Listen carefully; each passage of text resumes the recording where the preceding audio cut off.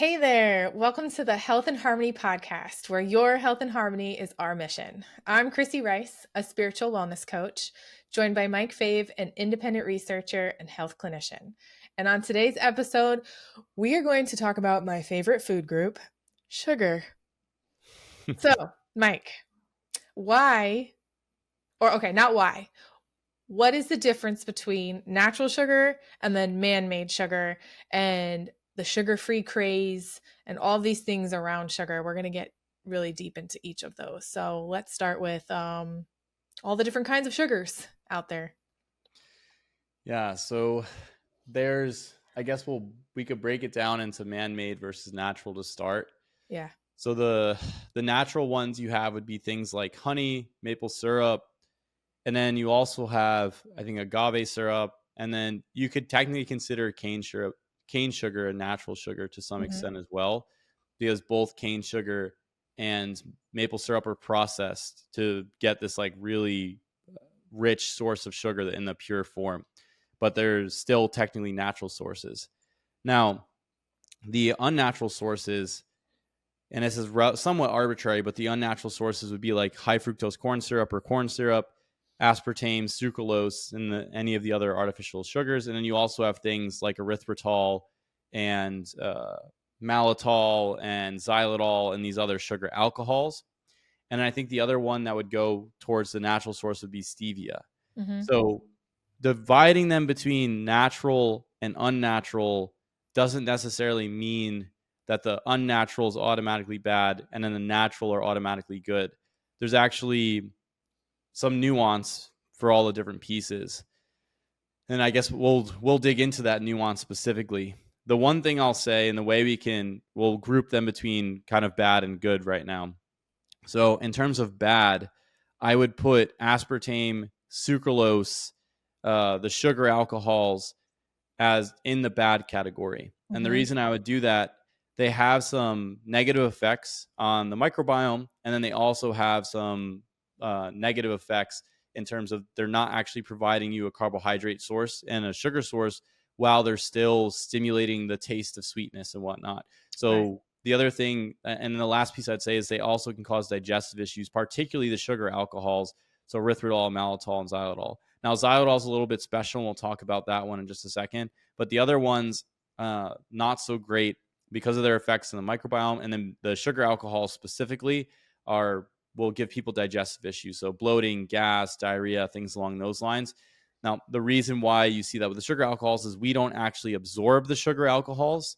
They go into the gut, and then the bacteria in the gut will ferment them. Whereas things like the aspartame, the acetylene potassium, and then the sucralose, the artificial sweeteners, may or may not give massive digestive issues, but they in a lot of rodent studies have really negative effects inside the microbiome. So I would highly recommend staying away from those. And then some of them may or may not have some neurotoxicity to them. So those I would avoid entirely. Is even if something says sugar free, if it has those things, just stay away. They're not good at all. They're not worthwhile to consume on a regular basis. The sugar alcohols don't have the same toxicity concerns, but likely to give you digestive issues. And then so those would be the man-made ones. Oh, and then the corn syrup.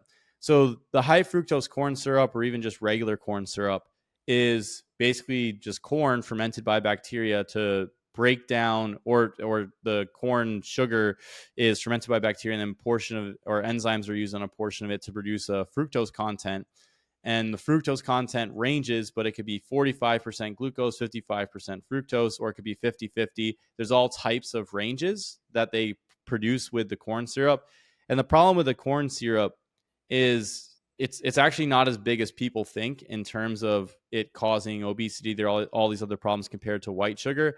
It's just that it's made in a laboratory process. There's some studies indicating some possible contaminants from it through that process. And then also it's, in general, it's a man-made sugar. It could be made from GMO corn and things like that. But overall, from a perspective of like glucose to fructose ratio, which we'll talk about with some of the other sugars, it's almost the same as cane sugar. So it's not massively different where it's problematic. The biggest thing would be if there's problems in the production process lab wise or contaminants from that perspective. So that would cover the man-made sugars. And the one other thing I want to point out, so xylitol is a sugar alcohol, and xylitol will give people digestive issues if it's actually swallowed in large amounts. Again, we don't digest it, so the bacteria in our gut will ferment it.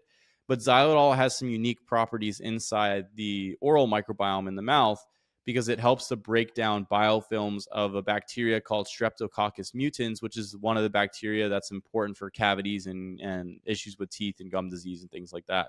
So xylitol gum is actually a positive inside the oral microbiome, but eating it is likely to give you digestive issues. So I guess the recap for the man-made stuff, high fructose corn syrup or the different varieties of corn syrup, probably relatively similar to cane sugar, not too far off. The biggest problem would be if there's contamination in the lab process or anything that they use to make it, and if they're using GMO corn or other problematic compounds.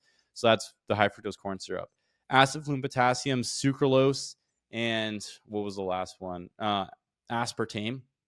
Those ones are potentially toxic in general, and then also likely to have negative effects on the microbiome. So probably not a plus. They don't actually add any carbohydrate or energy substrate, even though they signal sweet taste. So metabolically, probably not such a great thing. The next one would be the sugar alcohols.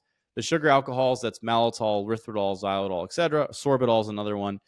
They are not as sweet as regular sugar, but when you eat them, because we can't digest them, the bacteria will break them down, and then you can get digestive issues, bloating, gas, diarrhea, etc.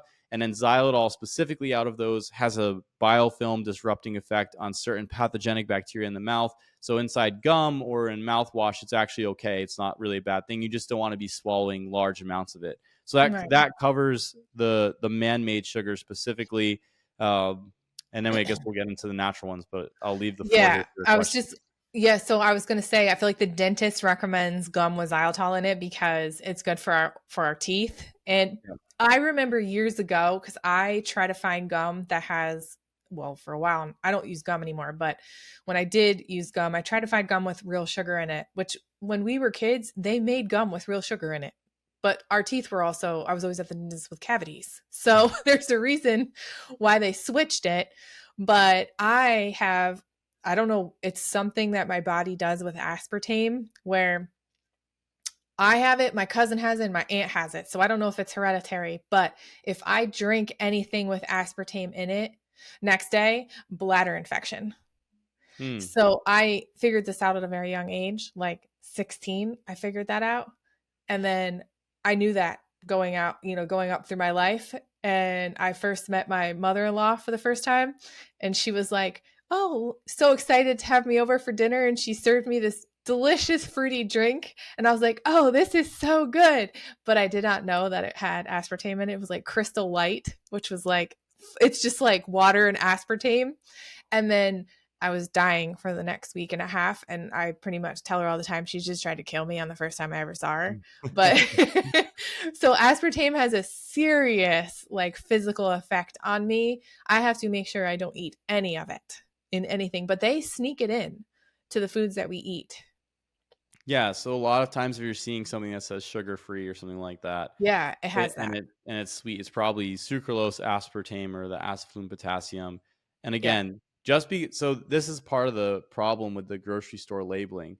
They label things plant-based and sugar-free, and then people automatically assume that that means that it's healthy because it's been marketing to say that sugar-free and plant-based is healthy. Right. But I would say the vast majority of plant-based things and sugar-free things are actually worse. Like they're just pure garbage because they add a whole bunch of synthetic components and whatnot. The Impossible burgers and things that they've created for the faux vegetarian meats are probably some of the worst food I think people can eat on a regular basis, even though it's plant-based, right? So the tofurkey and all this soy-based stuff as well is also highly problematic and not a quality food product to eat on a consistent basis.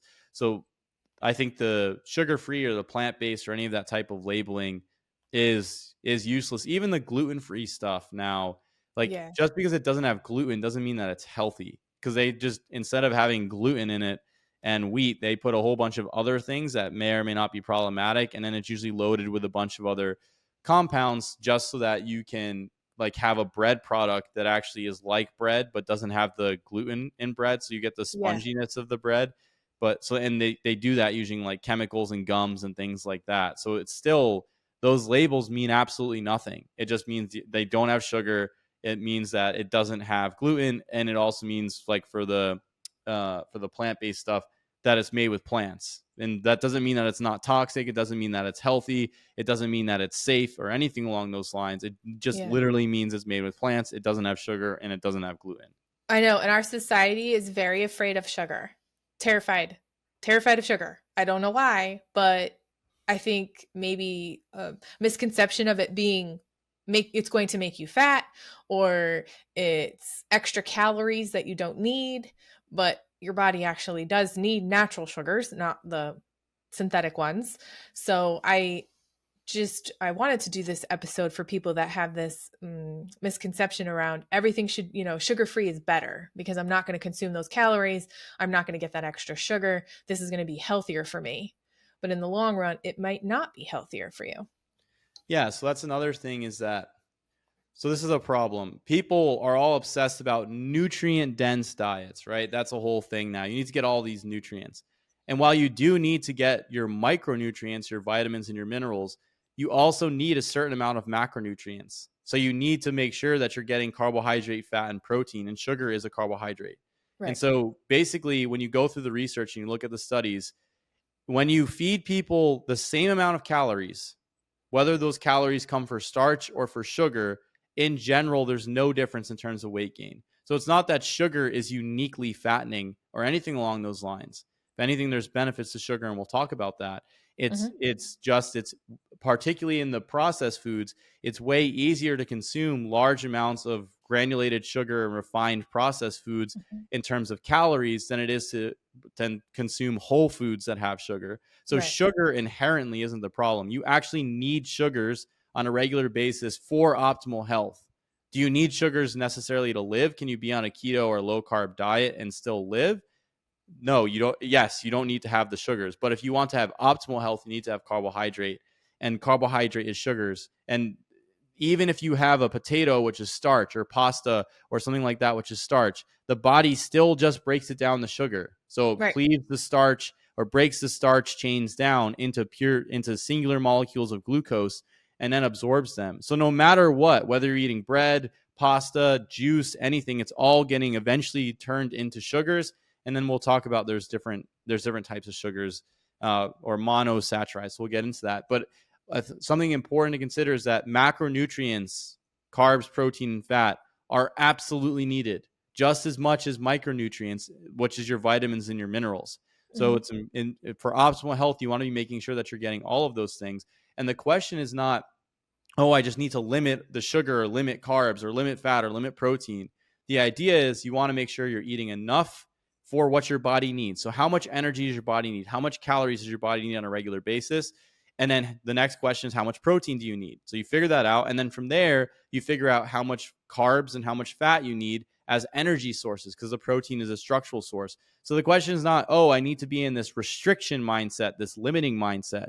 The question is, how much does your body need? And then how do you supply those things, which is a very different mindset than just, oh, just cut sugar. The solution is just cutting sugar.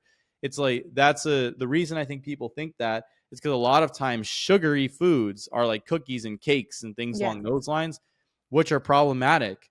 But it's not Drinks. sugar Yeah. inherently that is problematic. It's just those Right. packaged processed foods that are oftentimes sugar, the seed oils that we talked about in another episode that are problematic, and then a whole bunch of industrial ingredients, gums and preservatives and excipients and everything else, so that the food has a long shelf life, so that it has this specific texture, so that the flavors are X, Y, and Z thing. Those things are problematic, but sugar inherently isn't problematic by itself. Yeah. I love when I talk about sugar, I get you all riled up. Sugar makes you like, ah. Well, just there's so much of this anti-sugar stuff from the low There is. carb and keto space, and it's like there's these people talk, oh, if you eat sugar, you're gonna be diabetic, Yes. you're gonna be obese, you're gonna do this, you're gonna do that, and it's like I've been working with clients where I have them on high sugar diets in the sense that they have 200, 300 grams of carbohydrate a day, and a large portion of that is from sugar in the Yeah. form of fruit, in the form of juice, things along those lines. Maybe they have some potatoes in there, some rice, all these types of carbohydrates that should be getting them diabetic and obese. And as long as I have their caloric intake, their protein and fat dialed in, and I also dial in their micronutrients, their vitamins and minerals, I have people losing 70, 80 pounds eating a high carb diet. And then even for Right. myself, for almost a decade, I've been on a high carb diet and eating 400 grams, 500 grams of sugar, maybe between 300 to 500 grams of sugar over the course of the decade, playing around with different macronutrient amounts. And I've been able to stay lean the whole time. And no obesity, no diabetes. My labs look fine. Hemoglobin A1C, fasting blood glucose, insulin levels, everything's fine. I'm doing completely fine with the high carbohydrate diet. I'm not having these problems that the low carb gurus and the keto people are saying you should have. And it's because it's not just about sugar being the problem. And that's kind of Right. like a scapegoat, all-encompassing term that doesn't really tell you where the issue actually lies. And I'd say Right. particularly certain types of processed foods are quite problematic overall, and that's often conflated with the idea that, oh, this is sugar. Right. Okay. Yeah. Yeah. Okay. So why is sugar so addicting? What does it do to our brains when we touch it and eat it? So before we get to the addicting idea of sugar, let me finish the natural sources of sugar. Oh yeah. Okay. Let's go to those. Because we did the man-made. So the Yeah. natural sources of sugar, you have honey, you have maple syrup, you have cane sugar, and then I think we have agave syrup and stevia. Yep. So let's start with stevia, just because the stevia is different from the other ones. Yeah. Stevia is essentially a herbal product, and there's a compound inside the stevia plant that had I forget what the specific chemical name is for it, but essentially it triggers the taste receptors so that you taste something sweet, but it doesn't actually really provide any forms of sugars that you can digest, metabolize to the same extent that you would with a cane sugar or glucose or something like that.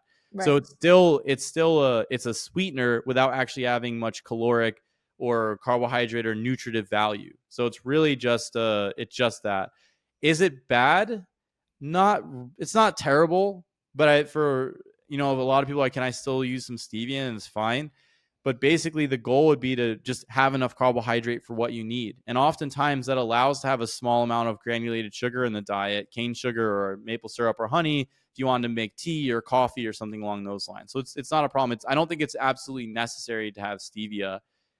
Again, if the diet's set up appropriately, there's definitely room in the diet for these sweeteners to do things for tea or coffee or what have you. So that's the first thing about stevia. It's not toxic, but it doesn't really have the carbohydrate value. And again, we actually, for optimal health, we need carbohydrate. It's not a question. Can you live without carbohydrate? Yes. But if you want to have optimal hormonal profile and health, you're going to need carbohydrate on the long term. Now, the next ones, you have honey, you have maple syrup, and agave syrup. So, and then cane sugar. So let's get to the agave syrup first, because this is also a little different. So agave syrup or agave nectar comes from the agave plant, and essentially it's very high in fructose. So so when you look at sugars, they're called monosaccharides. So it's the most base form of sugar, like the number one building block of sugar. And there's different types of these monosaccharides. So you have glucose, which is the main one that everybody knows. Then you have fructose, and then there's a variety of other like galactose or whatnot, which most people don't really know about. But the glucose and fructose are the two main ones that we'll focus on. Now, the agave syrup is mostly fructose, and there's a problem with this. So inside the digestive tract, the human digestive tract doesn't really do that well absorbing just fructose by itself.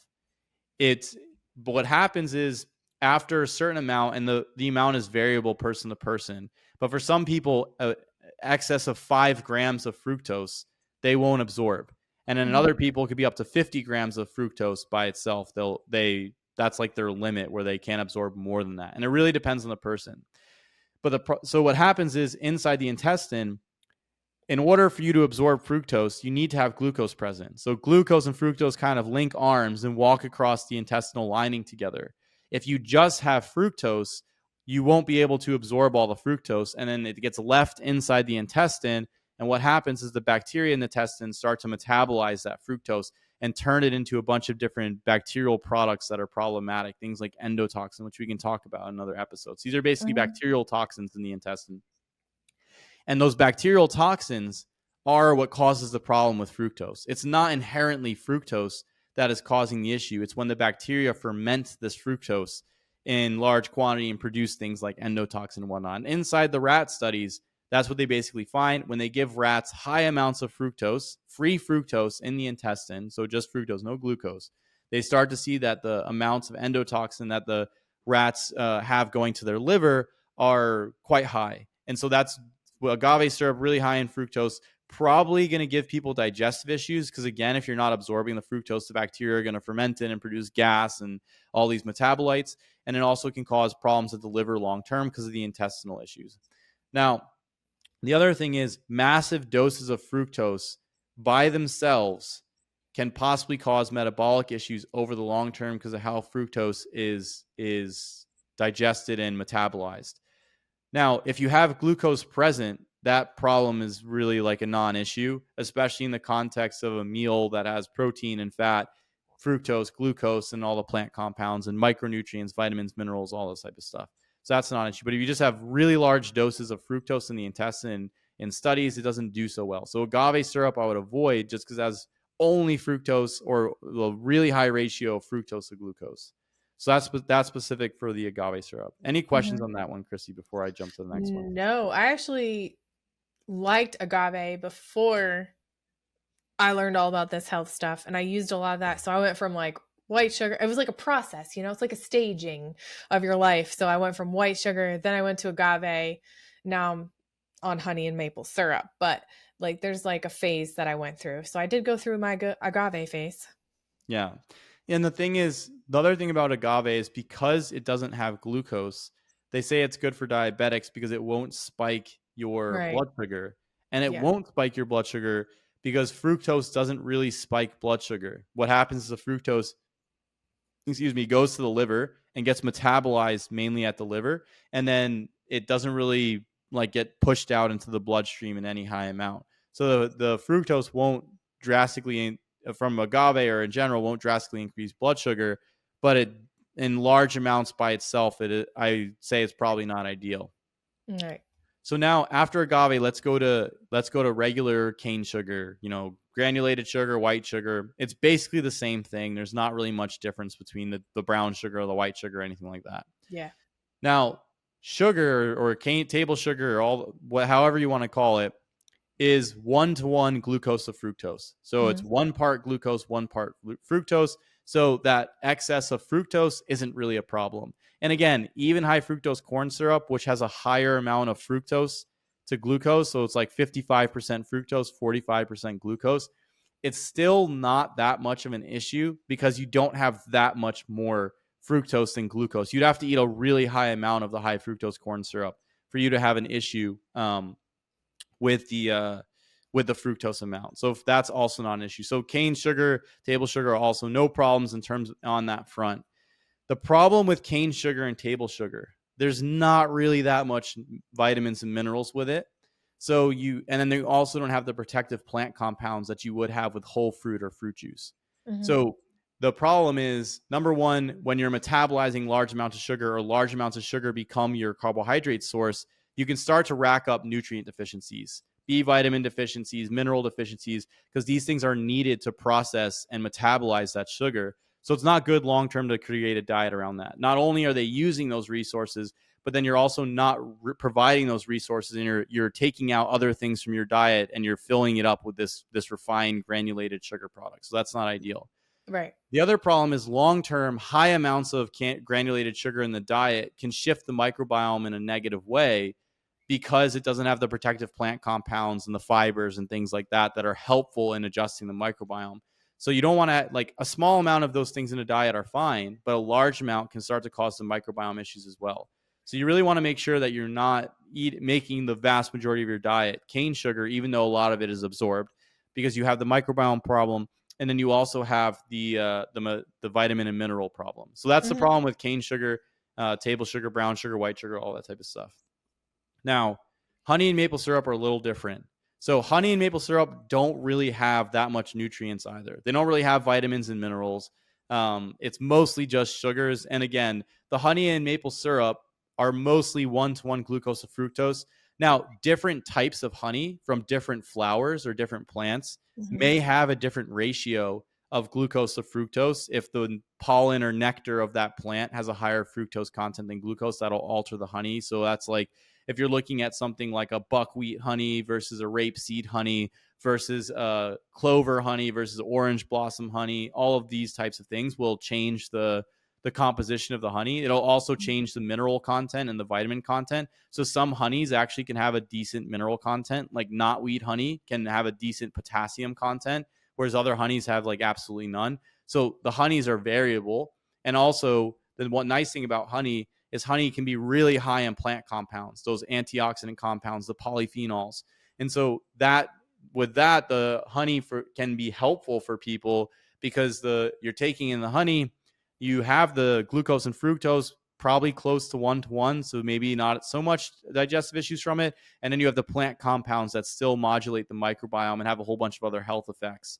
Whereas with the cane sugar, you don't have those plant compounds. Yeah. Now, the problem with honey is that if you do have the altered glucose to fructose ratio, or there's some plant compounds or things in there that are you're allergic to, you can react negatively to honey. So there's some honeys for me I don't do well with at all. But then there's other honeys I do really well with. Like clover honey, I do really well with.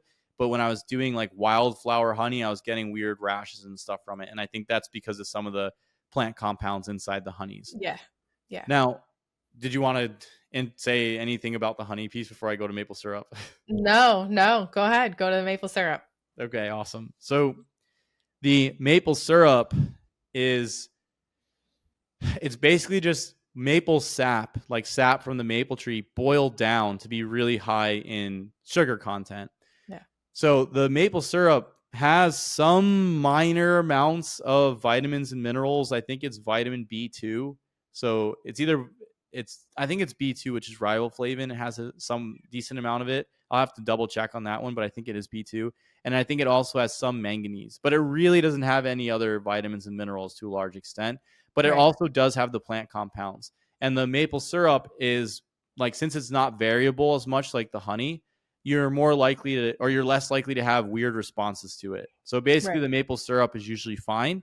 And and it has the plant compounds and the sugar, but again, very low on vitamins and minerals. So not really that ideal as a major caloric substrate, but the honey and maple syrup are great if you want to add to tea or coffee or things like that. Most people will do the honey in the tea and then maple syrup in the coffee because it kind of mixes better. The honey in the coffee may not go as well depending on the flavor.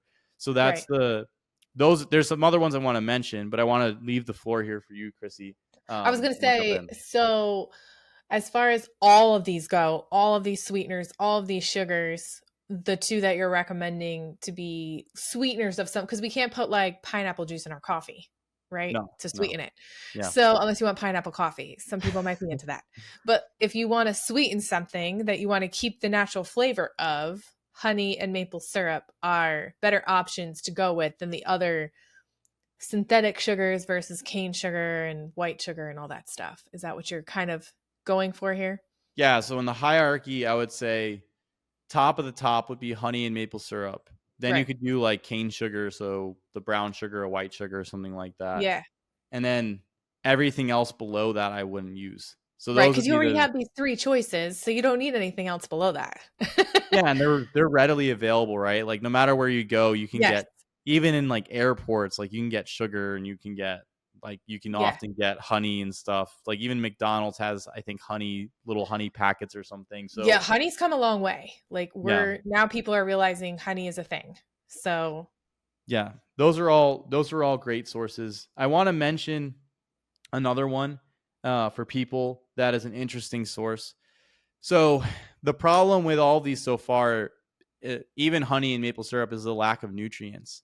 Yeah. But molasses, blackstrap molasses, is really high in vitamins and minerals, like really high in calcium, high in magnesium, high in copper, high in manganese, high in iron, and then it has some vitamins in it as well.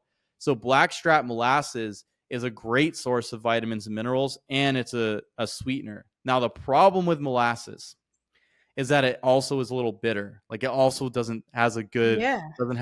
aftertaste. And then the other thing with it is some molasses could be higher in some of the heavy metals as well, depending on their processing, things like that. So if you have a high quality blackstrap molasses and you kind of mix it with either cane sugar, honey, or maple syrup, you can drastically increase the mineral content. And you also have the plant compounds, because the molasses is rich in the plant compounds from the sugarcane plants. And then you also get the carbohydrate. So if you're low on minerals, or you're worried about your mineral intake, and or you need to bump up your calcium or magnesium and you're not tolerating supplements, molasses is an option to bring up those mineral intake. And what you do is you could do like 1 part molasses to 2 or 3 parts maple syrup or honey or sugar as a sweetener, and then that'll help to bump up some of the mineral intake. And then you also have the plant compounds and whatnot. So you can make, like, for example, coffee also has a lot of beneficial plant compounds. So if you have coffee and then you're putting in you put in maybe the maple syrup and a little bit of molasses, and then you also can put in some like Ceylon cinnamon powder into the coffee.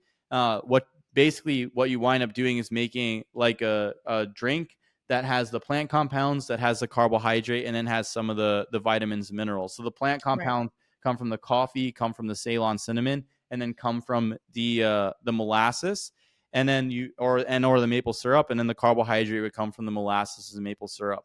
So there's a lot of benefits to adding that, as long as it's like a low heavy metal content.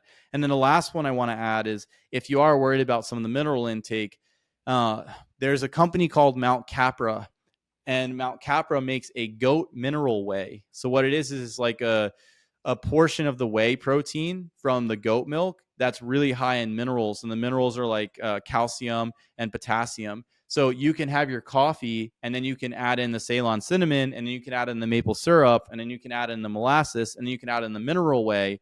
And now you have an actual bulletproof coffee, not this butter and coconut oil stuff that people are doing, but you have a coffee with some carbohydrate, and then you have the minerals from the whey, and then you have the minerals from the molasses.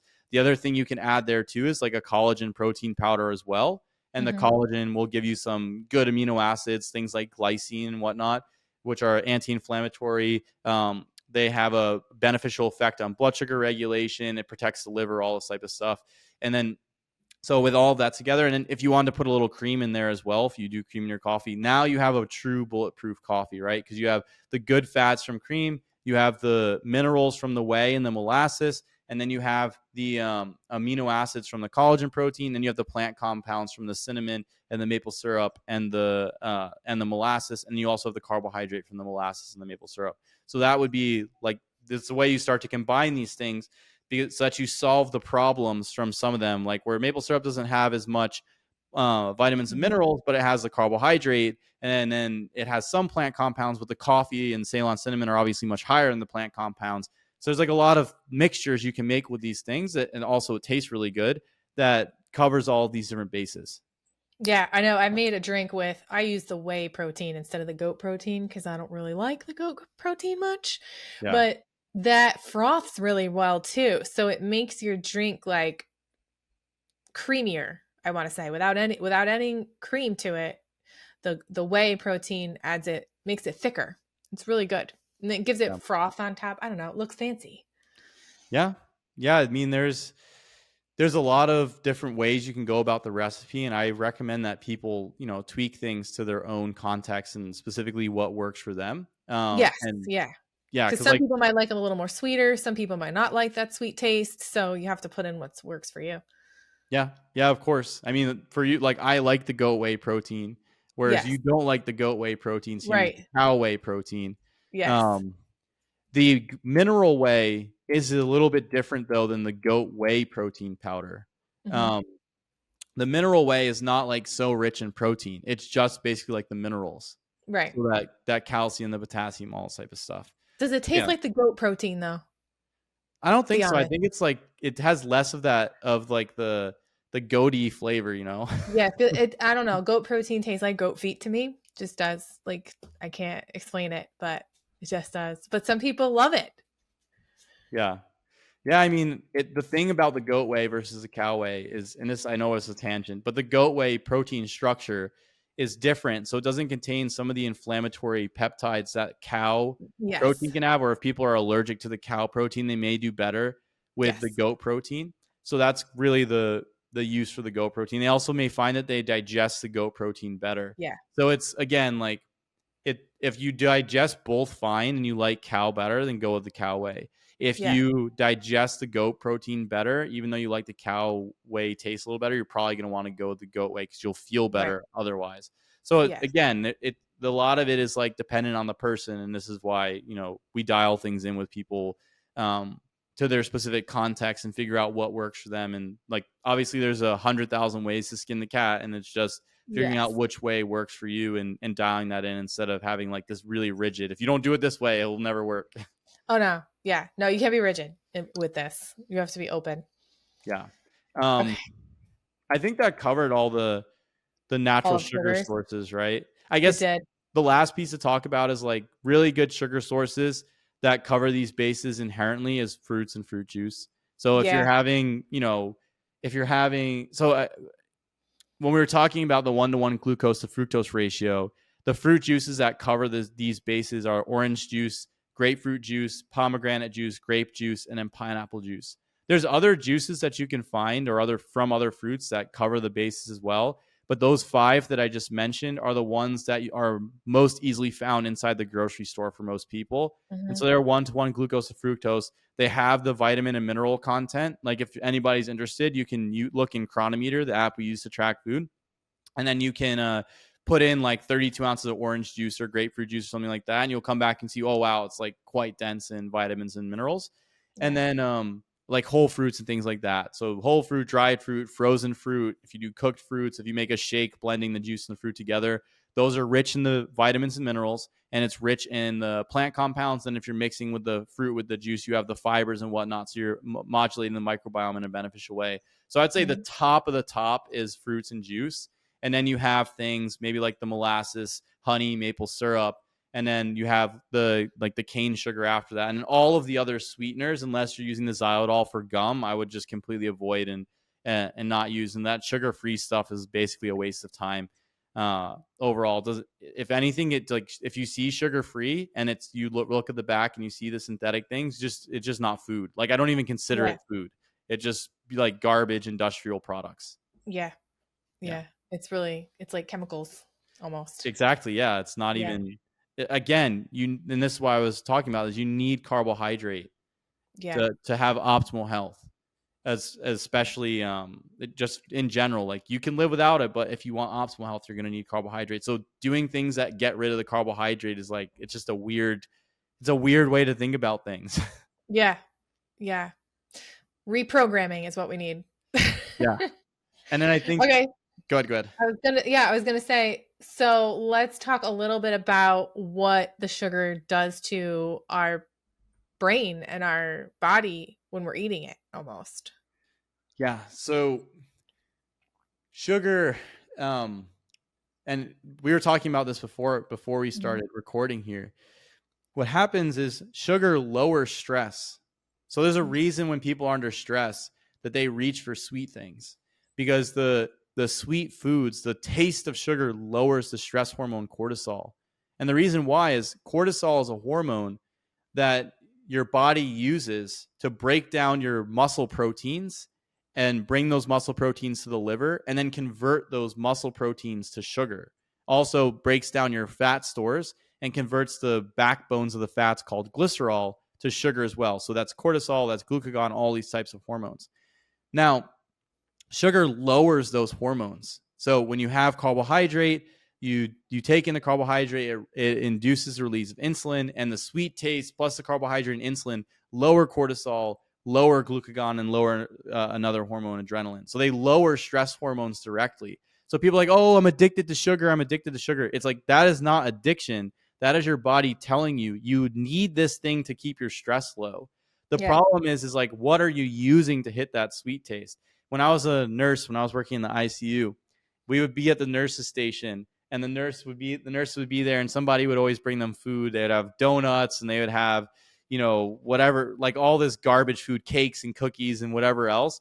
And they're like, oh, I can't stay off the sugar. And it's like, that's not sugar. Like, there's sugar in there, but Yeah. there's vegetable oil, there's preservatives, there's like, they're usually really high in fats. Like donuts and cookies and cakes are really high in fats. So they're like, oh, the problem is the sugar. And it's like, yeah, those things are sweet, but there's way more things in them that's just sugar. If you were just having fruit juice or dried fruit or something like that, I guarantee you wouldn't have the same problems with weight gain and the digestive things and all along and everything along those lines. And the reason I know that is because both my wife and I are nurses, and when we worked in the hospital, we would just bring juice and fruit and stuff like that, and we never had problems with our weight or anything along those lines. We never ate any of the food inside the nursing station. Yeah. The Isn't nurses it just took funny? it as All a that snack. food in the nursing station is all of this junk food.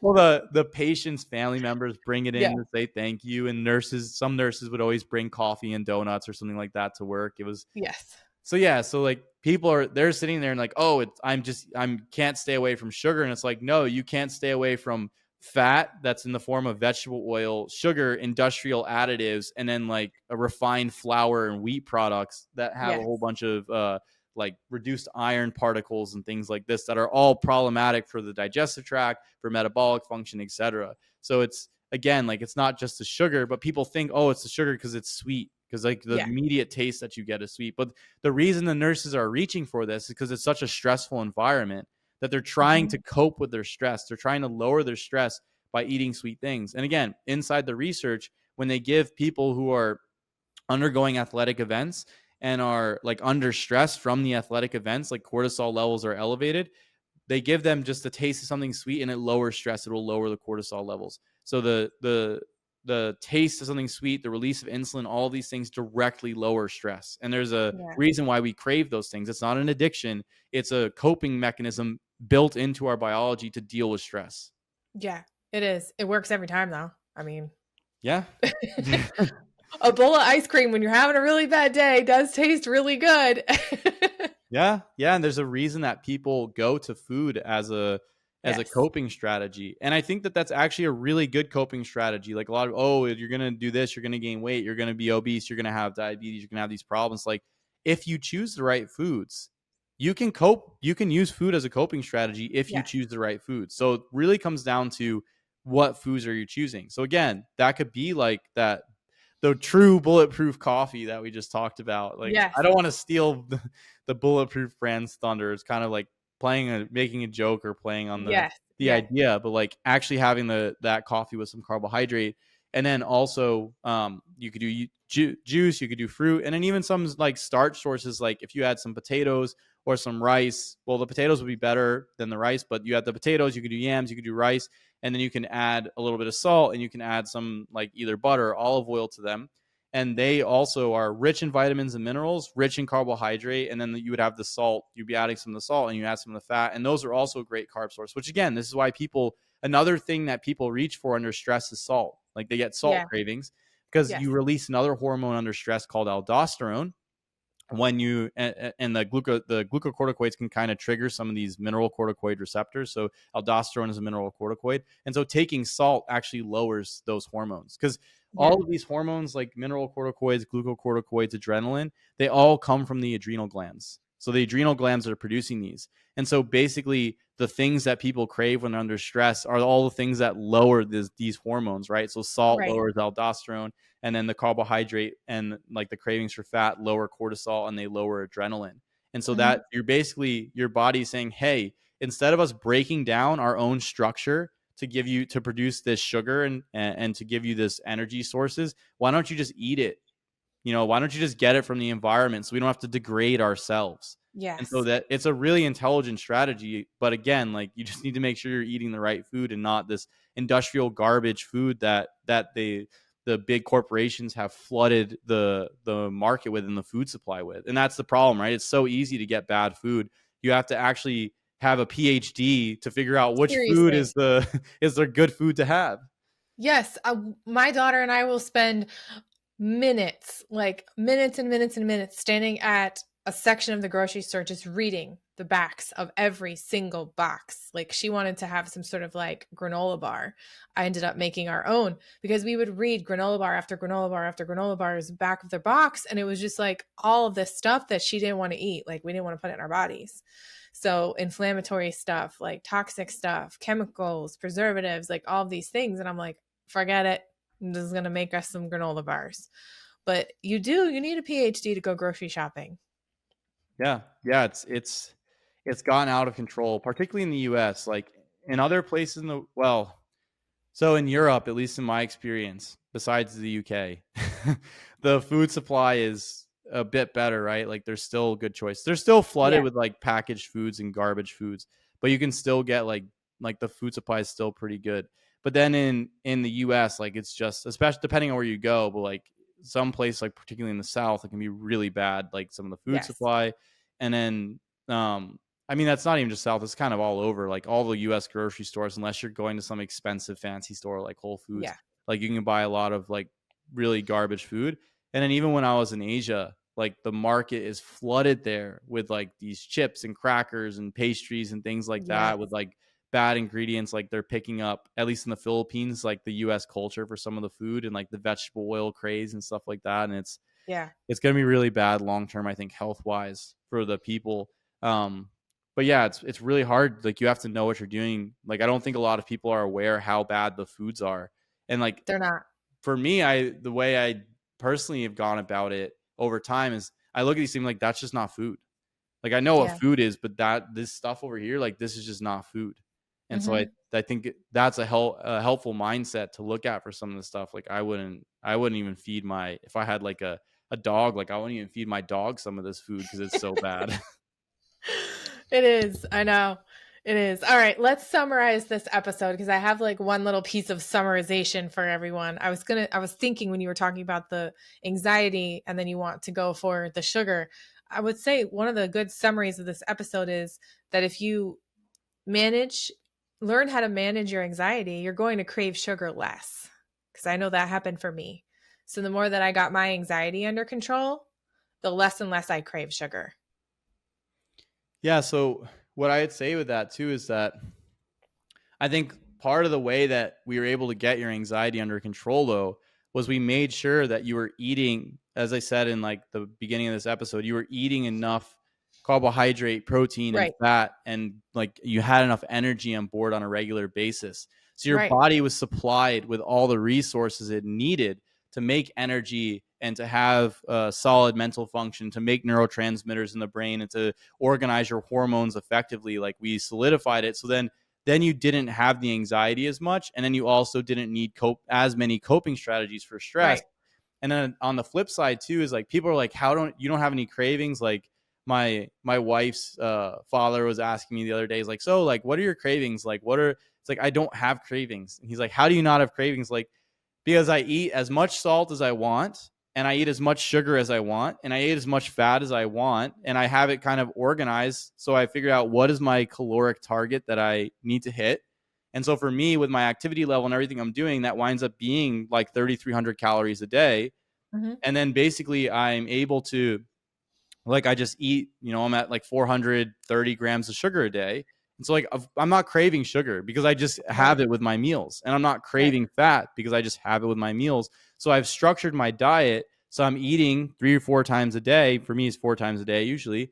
And I'm getting enough of the nutrients that my body needs, so it doesn't have those cravings. It doesn't need to rely on cravings because it's satiated. It has what it needed, what it Yep. needs. Yeah. All right. So let's summarize this episode up with the sugars. So synthetic sugars versus natural sugars. We should probably go towards more honey, maple syrup, cane sugar than all of the synthetic sugars and things like that that are out there. Stay away from anything that says sugar free because it's most likely not nutritious for you and not doing you any good whatsoever. And what else? I'd say so like let's put it in like a hierarchy, right? So top of the top, you have fruit, all types of fruits that you Yep. tolerate. You have juices. Those would probably be like top shelf, like carb sources. And you can put potatoes and yams and things like that in there as well. And after that, you have the maple syrup, honey, molasses. And Mm-hmm. then the bottom would be like the cane sugar piece. And then all the other stuff to avoid, like agave syrup, sucralose, asfluin potassium. You want to avoid the sugar alcohols. So that's going to be maltitol, sorbitol, xylitol. You want to avoid consuming, but you can use it as a gum. You want to make sure that you're avoiding aspartame. And then like stevia is probably not that bad. I just don't see the point in it over Yeah. the long term. So that would be my thought. That would be like the hierarchy of carbohydrates. And then for the cravings, what I'd say is make sure you're getting enough carbohydrate, enough protein, enough fat. You get your vitamins and minerals, and you're eating enough calories across the day. You have your meals organized, and you won't really have the cravings. And then your food selection, so using those foods that we kind of talked about in this hierarchy, would probably be the best foods to reach for if you're having cravings, if you're stressed out, is like have a glass of juice, have that coffee recipe that we talked about. Yep. You could have like potatoes with salt and butter or something like that. If you're craving something fatty and salty, you can do like macadamia nuts that are salted and roasted. You can do something like chocolate. So all of these are really great options to reach for when you're really having those cravings instead of like the packaged processed foods. And again, the name of the game is like organizing your environment so that these things are readily available for you, Right. so that you don't have to like, call Uber Eats to get your food or something like that. Yeah. You have, if your pantry is loaded with dried fruit and you have good juice in the fridge and you get hungry and you have a sugar craving, like what you're most likely going to have the fruit in the juice. You're not going to reach for bad food because it's just not there. And I think for most people, it's like if it's there and that's what it is, they'll be like, oh, all right, fine, this is what I'll have. But if you Yes. load up your pantry like a bunch of problematic foods, like packaged foods, processed foods, things like that, then that's what you'll reach for. That's what you'll grab, because it's at the end of the day, in the circumstance where you're having the cravings, it's going to be like whatever The is the easiest way lowest out. barrier. Yeah, the easiest Yeah. thing to do, you're going to go for. Yeah, for sure. Whatever's front and center. Yeah. So I make sure front and center is fruit in my house. That's the easiest thing. It's out. Everybody can see it and then they can grab it. Otherwise, they have to go digging for something else. Yep. Yeah. Same All for us. right. We have fruit and juice. Yep. All right. That was awesome. That was a good episode. Where can the people find you, Mike? Yeah. So they can find me at mikefave.com, or they can find me here on Health and Harmony. Same. You can find me right here on Health and Harmony or at chrissyrice.com. Thank you so much for joining us and have a great day.